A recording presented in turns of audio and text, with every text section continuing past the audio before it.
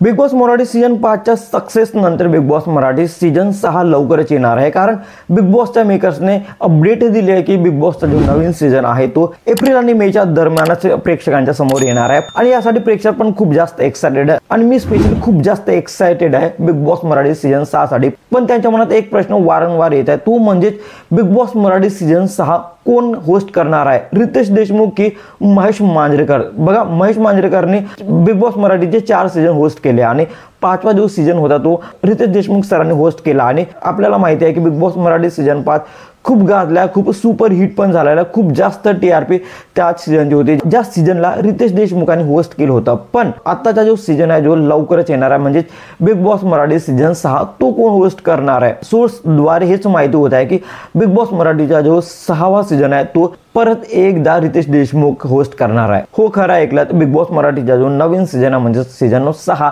तो season Riteish देशमुखच host करणार आहेत। पण काही प्रेक्षकांचं असं पण बोलणं आहे की बिग बॉस मराठीचा जो नवीन सीझन आहे तो महेश मांजरेकरांनीच होस्ट करायला पाहिजे, कारण त्यांची होस्टिंग खूप भारी असते आणि कंटेस्टंट पण महेश मांजरेकरांना खूप घाबरतात। पण असं पाहायला मिळालं आहे की कंटेस्टंट रितेश देशमुखांना अजिबातच घाबरत नाही, पण महेश मांजरेकरांच्या समोर एकही कंटेस्टंट तोंड उघडत नाही, म्हणजे त्यांना रिस्पेक्ट तर देतात पण त्यांना घाबरतात पण। म्हणजे असं झालंय की काही प्रेक्षकांना Mahesh Manjrekar as a host म्हणून पाहिजे, तर काही प्रेक्षकांना असं वाटतंय की रितेश देशमुखच बिग बॉस मराठीचा होस्ट झाला पाहिजे। पण तुमच्यामध्ये तुम्हाला काय वाटतं की महेश मांजरेकर आणि रितेश देशमुखांमध्ये कोणाला बिग बॉस मराठी सीझन 6चा होस्ट व्हायला पाहिजे?